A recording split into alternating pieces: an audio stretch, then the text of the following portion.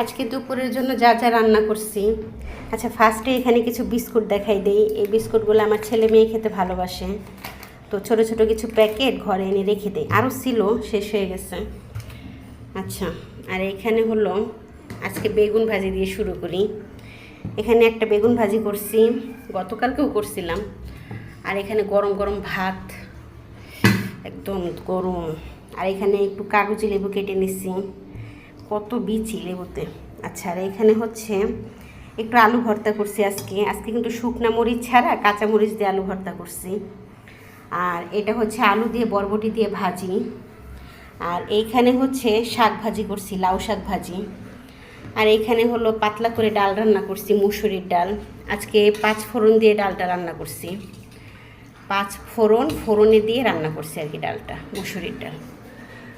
তো এই হলো আজকে আমার টুকটাক মেনু।